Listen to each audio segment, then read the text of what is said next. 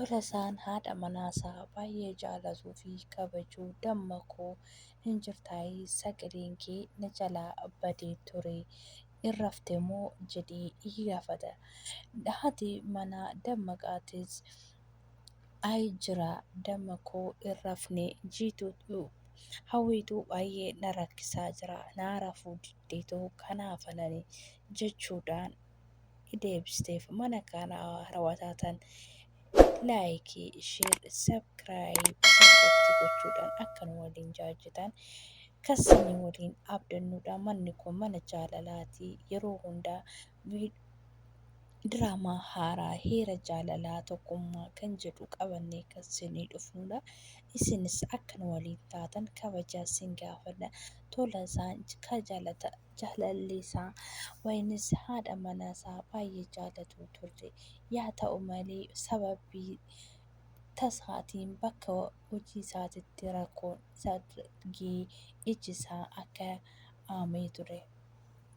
Manni kun mana abbaa suuraa miti jechuudhaan manni yaalaa akka abbaa manaa kee otoo suuraa mana isaa ta'ee akkan isaan deeggaru mana yaalaa ragaa naaf kennee gara natti na ergan jedhee itti erga.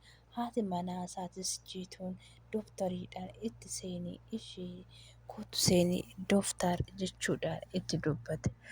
Ani suuraa wannan ani siin jedhe qofa kan dalaydu jettee dooktaratti dubbatte.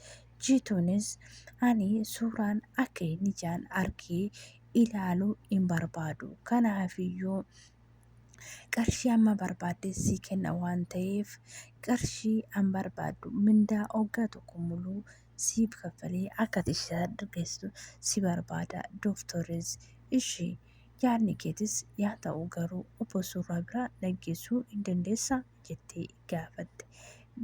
Jiituunis kottuu jechuudhaan gara obbo suuraa geesse. Jaalallee isaa ta'e ho'i haadha manaa isaatiin suuraa dooktariin kee dhufte jechuudha. Dooktoriinis obbo suuraa akkam jirtu nagaa keessanii jettee itti dubbatte jajjabaatanii obbo suuraanis nooraa jabaannee hooma hin jennu jechuudhaan deebiseefis. Isheenis dhiifamaa dooktaris dhiifamaa otoo suuraa sirraa dhiifama tsirii fuudhee ilaaluu nan danda'a jechuudhaan dubbatte. Otoo suuraanis dooktarri hooma hin yaadain ani iji koo na argaa garuu mooyyuu bakka hojii kootitti wantoota garaagaraa waan argeef jechuudha. Dooktariinis dhugaa keetii iji kee hin argitaa maaliif ree kun hundi maaliif barbaachisee otoo suuraa jettee gaafatte.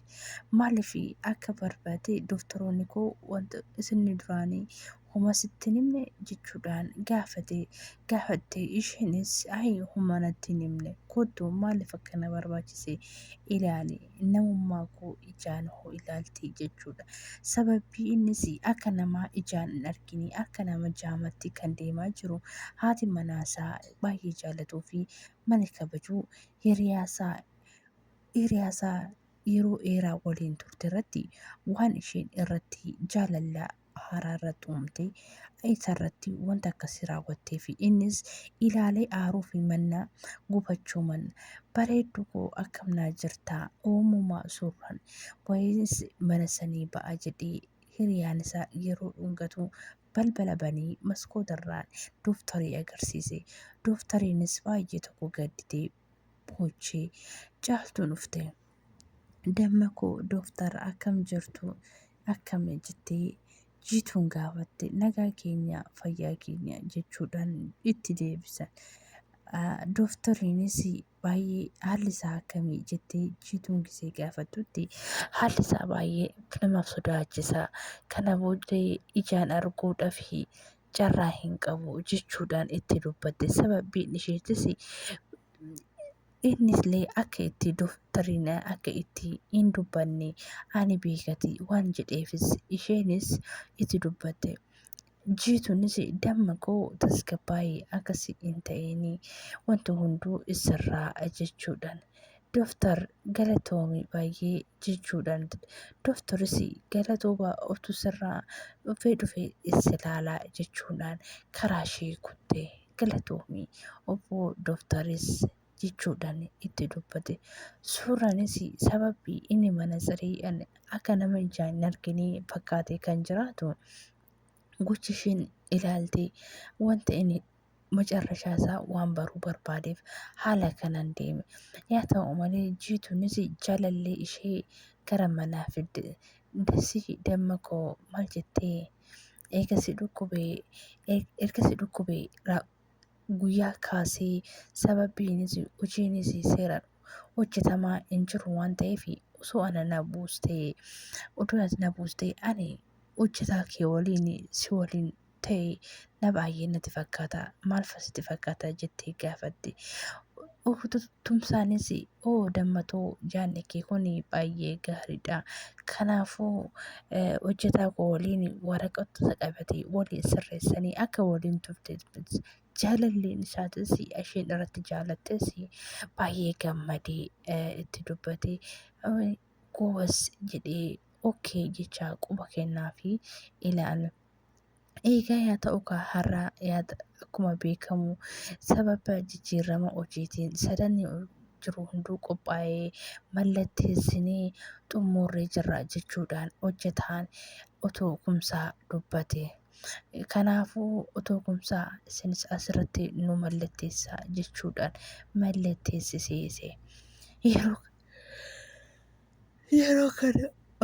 Yeroo kanattis erga waraqni mallatteeffamee booda eeyyeen egaa guyyaan har'aa waan baay'ee namatti toludha. Hanga yaadnee olitti xumuramnee jirra. Kanaafiyyuu eenyudhaaf kenninu anaaf galatoomii edaa mooyyuu wanti hunduu raawwateera jechuudhaan kanaafiyyuu jiituunis abbatichi haala salphaadhaan waan ta'eef kanaafuu haala gaariidhaan akka hojjennee jijjiirama agarsiisnu otoo tumsaanis harka lamaan isaanii qabee manatsirii ijarraa fudhate miiqooyituu xiqqoo ishee waan jajjartee fakkaattu sadarkiin ati amma mallatteessita kun hoogganaa mana murtii seeraa wajjin walitti mari'annee kan ati mallatteessiteedha jechuudhaan itti dubbatte. Jiituunis ajaa'iba kana natti taphachaa turte iji koo jaamadha jettee ati diraamaa irratti hojjechaa jechuudha. Kumsaanis anatu sirratti sitti taphate moo situu natti taphate situu koo ana mana na teechistee narratti fagaatte jechuudhaan jiituunis maaloo adaraa kee ifa manaa godhee jechuudhaan ati amma keetitti sadarkaa kiyya fudhattee waraqaa koo fudhattee qabeenya koo na saamuu isa kana waliin jiraachuu barbaadda jechuudhaan itti dubbate. Tumsaa maaloo ifa manaa godhee jechuudha. Baay'ee tokko kadhattus dhagahuu fi hin dandeenye. Narraa gadi bahee amma ija keettis arguu hin barbaadu kanaafuu jechuudhaan itti dubbate. Akkamtu jaalatamaanis akkam ture bareeddu koo ormaan kee akkamii jechuudhaan itti dubbate. Bareeda ture. Gaariidha miti akkamii jedhee gaafate. Isheenis dhugeekaa jedhee obaase. Yeroo obaasutti qalabatii keessa godhee winni keessa qalabatii itti kaa'ee waliin obaase. Maa inni kun maal keessa godhee na obaastaa jechuudha. Bareeddu koo barri koo jireenya koo guutuu akkati na waliin jiraattuun barbaada. Kanaafiyyuu akka na waliin taatu si barbaada. Na waliin taata jedhee itti dubbatu. Bareedduunis ati yeroo kana keessatti natti heerume jettee oonatti na gaafattu sittiin ulfaatu hojii akkamii maal akkan gatee dhufe hin beekta. Keessattuu immoo hoteela akkasii keessatti waa'ee jaalalaa kan naaf dhiyeessitu jettee itti dubbatte. Bareedduun yeroo sa'aatii muraasa booda gara manaa gisee deemtu namni wayii balbala ishee fuuldura taa'ee akkas jedhee itti dubbate.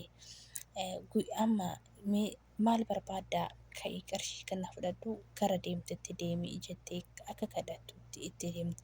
Kadhattuu osoo hin taane ergaa fudhatee kan naqee ture.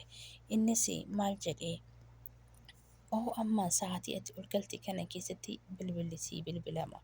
Garuu immoo yoo ati sa'aatii kana keessatti bakka boru deemaa jirtu ayyariin boru ati deemuu barbaadde haala qilleensatiin ta'ee akka dhaabbate. Lammanni immoo ati jireenya lafa kanaatirraa guyyaa sadii bichaadha.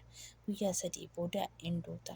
Gisee balbala ol seentu hin gufattee hin kufta jedhee itti dubbate.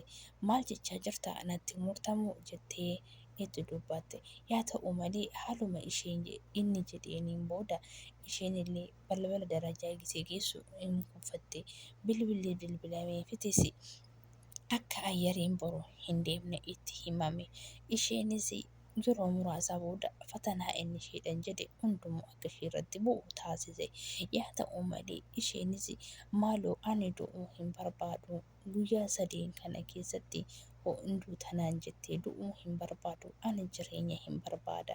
Kanaafiyyuu maaloo mala naa baasii akkan hin duune na taasise jettee guyyaa sadaffaa irratti dhaqxee gaafatte. Innis maalinni kee kana yeroo qayyarte jireenya kee hundumayyuu kan ofisii irraa deebi'uu hin danda'a. Fakkeenyaaf mokkorii garuu mooyyuu guutuma asii ta'a jedhee hin yaadu. Innis akkasii ta'uu danda'u maalinni kee qayyartee hundumaa siifan tana odoo hin taane siifanan biraa ta'uu taate jireenya kan kee itti fufuu dandeessa jedhee itti dubbate. Siifanis jireenya ishee itti fufa. Kanaaf diraamaan kun itti fufa.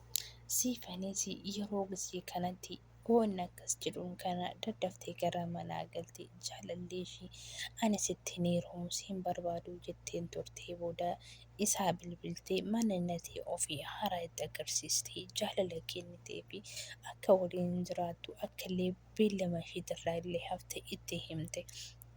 Innillee indee ani jaalallee kooti siifan ishee tanamoo siifan tamtu na bira jira hanga jedhutti hingee. Jaalatamtootaa fi kabajamtoota maamila siifan jalatti argamtan nagaan keessan dabalataa isinii haa baay'atu jecha. Waa'een jaalalaa seenaa cortoo kanaa baay'ee nama gammachiisudha. Yeroo hundayyuu waa'ee seenaan akkasii akka isin bira ga'u barbaadan laayik, sheer, sabskiraayib naaf godha. Yeroo hunda viidiyoon kiyya akka isin qaqqabu sabskiraayib gochuudhaan akka na jajjabeessitan kabajaan isin gaafadha.